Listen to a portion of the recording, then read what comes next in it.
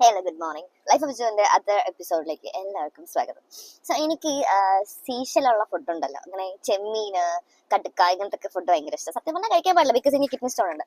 പക്ഷെ അത് കഴിക്കാൻ വേണ്ടി ക്രേവിങ്സ് ആണ്. അപ്പോൾ ഞാൻ എന്ത് ചെയ്തു, എന്റെ വീട്ടിലുള്ള 2 ഫ്രണ്ട്സ് ഉണ്ട്, വിഷ്ണു ശരൺചേട്ടൻ. അപ്പോൾ രണ്ടുപേരെയും വിളിച്ചിട്ട് ഞാൻ നേരെ ഓക്കെ വാ കഴിക്കാൻ പോകാന്നൊക്കെ പറഞ്ഞ് നമ്മൾ തപ്പി ഇറങ്ങി.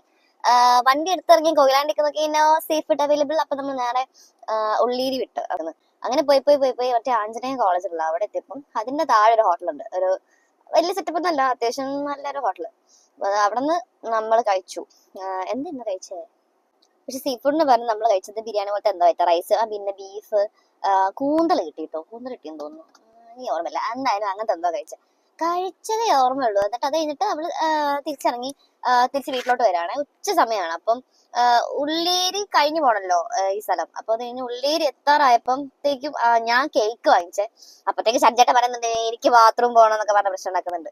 എന്നിട്ട് നമ്മൾ നേരെ പെട്രോൾ പമ്പിലേക്ക് വിട്ട്, നയര പെട്രോൾ പമ്പ്, നയര ജിയോ ഏതോ ഒരു പെട്രോൾ പമ്പ്. അവിടെ കയറ്റിയതുണ്ടല്ലോ വിഷ്ണു. പെട്രോൾ പമ്പ് ഇവിടെയാണ്. എന്നിട്ട് അവങ്ങനെ ഡ്രിഫ്റ്റ് അടിച്ച് കയറ്റി. എല്ലാവരും അവിടെയുള്ള ചേച്ചിമാരും പമ്പിലുള്ള വന്ന് അടിക്കാനുള്ള എല്ലാവരും നോക്കി. ഗ്രാൻഡ് എൻട്രി എന്നൊക്കെ പറഞ്ഞ കക്കൂസിലേക്ക് ഇത്രയും ഗ്രാൻഡ് എൻട്രി ചെയ്ത ഒരാള് സഞ്ജേട്ടനായിരുന്നു. അതും പറഞ്ഞ് സഞ്ജേട്ടൻ പറഞ്ഞു നിർത്തിയിട്ടവനെ, നീ ഇങ്ങനെ ഡ്രിഫ്റ്റ് ചെയ്ത് നിർത്തിയെന്നൊക്കെ പറഞ്ഞു.